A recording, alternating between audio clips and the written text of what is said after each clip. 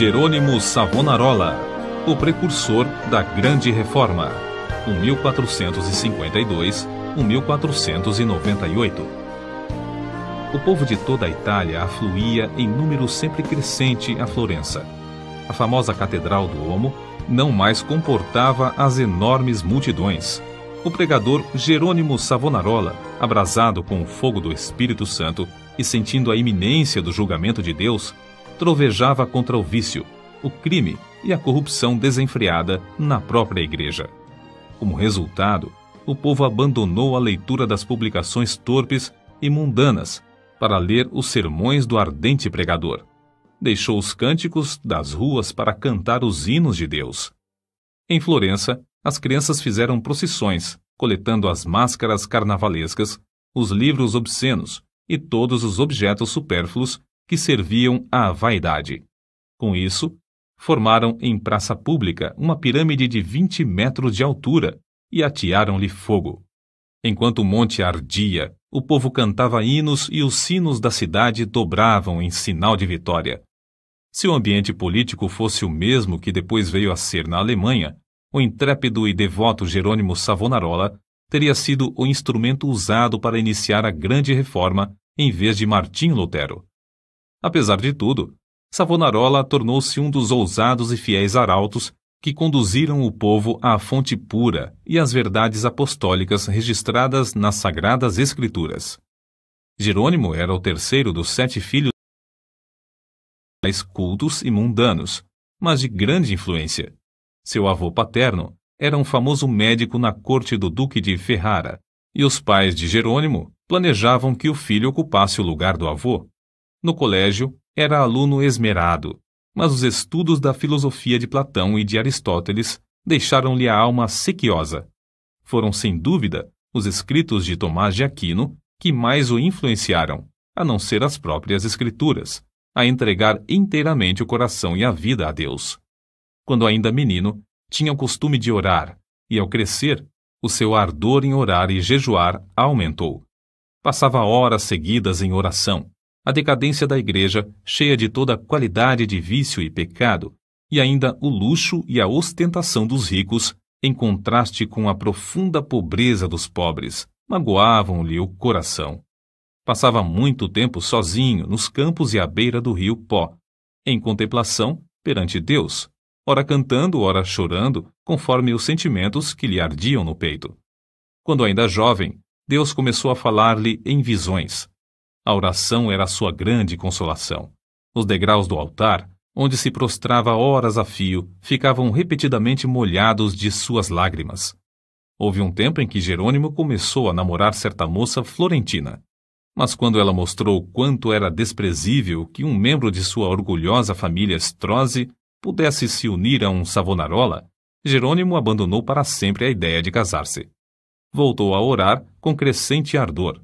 Enjoado do mundo, desapontado acerca dos seus próprios anelos, sem achar uma pessoa compassiva a quem pudesse pedir conselhos, e cansado de presenciar as injustiças e perversidades que o cercavam, coisas que não podia remediar, resolveu abraçar a vida monástica.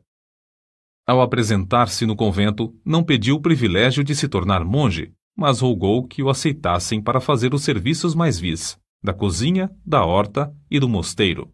Na vida do claustro, Savonarola passava ainda mais tempo em oração, jejum e contemplação perante Deus.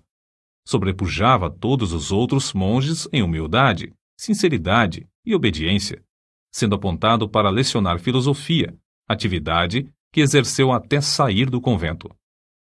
Depois de passar 7 anos no mosteiro de Bolonha, Jerônimo foi para o convento de São Marcos em Florença. Grande foi o seu desapontamento ao ver que o povo florentino era tão depravado como os dos demais lugares. Até então ainda não reconhecia que somente a fé em Deus salva o pecador. Ao completar 1 ano no convento de São Marcos, foi apontado instrutor dos noviciados e, por fim, designado pregador do mosteiro. Apesar de ter ao seu dispor uma excelente biblioteca, Savonarola utilizava-se mais e mais da Bíblia como seu livro de instrução.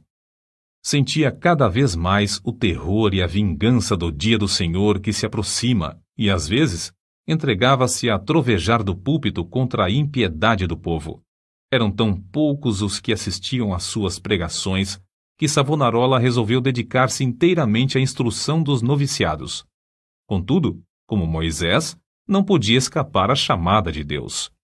Certo dia, ao dirigir-se a uma feira, teve repentinamente uma visão dos céus abertos por onde passavam, perante seus olhos, todas as calamidades que sobrevirão à igreja. Então, lhe pareceu ouvir uma voz do céu ordenando-lhe anunciar aquelas coisas ao povo. Convicto de que a visão era do Senhor, começou novamente a pregar com voz de trovão. Sob a nova unção do Espírito Santo, a sua condenação ao pecado era feita com tanto ímpeto que muitos dos ouvintes, ao fim da prédica, saíam andando atordoados, sem falar, nas ruas. Era coisa comum, durante seus sermões, homens e mulheres de todas as idades e de todas as classes romperem em veemente choro. O ardor de Savonarola na oração aumentava dia após dia, e sua fé crescia na mesma proporção. Frequentemente, ao orar, caía em êxtase. Certa vez, enquanto sentado no púlpito, sobreveio-lhe uma visão durante a qual ficou imóvel por 5 horas. Nesse período, todos os presentes à igreja contemplaram o rosto do pregador brilhando. Em toda a parte onde Savonarola ministrava, seus sermões contra o pecado produziam profundo terror. Os homens mais cultos começaram então a assistir às pregações em Florença. Foi necessário realizar as reuniões na Duomo, onde continuou a pregar durante 8 anos. O povo se levantava à meia-noite e esperava na rua até a hora de abrir a catedral. O corrupto regente de Florença, Lorenzo Médici, experimentou todas as formas de abordagem, a bajulação, as peitas, as ameaças e os rogos, para induzir Savonarola a desistir de pregar contra o pecado, especialmente contra a perversidade do regente. Por fim, vendo que tudo era debalde, contratou o famoso pregador Frei Mariano para falar contra Savonarola. Frei Mariano pregou um sermão, mas, pelo fato de o povo não ter prestado atenção à sua eloquência e astúcia, ele não ousou continuar. A essa altura, Savonarola profetizou que Lorenzo, o Papa e o rei de Nápoles morreriam dentro de 1 ano, e assim sucedeu. Depois da morte de Lorenzo, Carlos VIII da França invadiu a Itália, e a influência de Savonarola aumentou ainda mais. O povo abandonou a literatura torpe e mundana para ler os sermões do famoso pregador. Os ricos socorriam os pobres em vez de oprimi-los.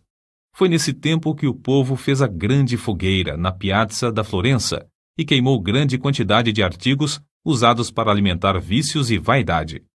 Não cabia mais, na Grande Duomo, o seu imenso auditório.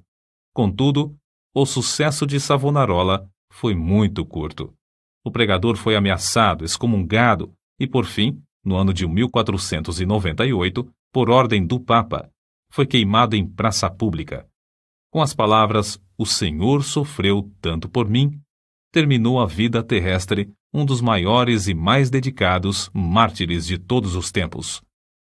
Apesar de continuar até a morte, sustentando muitos dos erros da Igreja Romana, ensinava que todos os que são realmente crentes estão na verdadeira Igreja. Alimentava continuamente a alma com a palavra de Deus. As margens das páginas da sua Bíblia estão cheias de notas escritas enquanto meditava nas Escrituras. Conhecia uma grande parte da Bíblia de cor e podia abrir o livro instantaneamente e achar qualquer texto. Passava noites inteiras em oração e recebia revelações, quando em êxtase ou por meio de visões. Seus livros sobre a humildade, a oração, o amor e outros temas continuam a exercer grande influência sobre os homens. Destruíram o corpo desse precursor da grande reforma, mas não puderam apagar as verdades que Deus, por seu intermédio, gravou no coração do povo.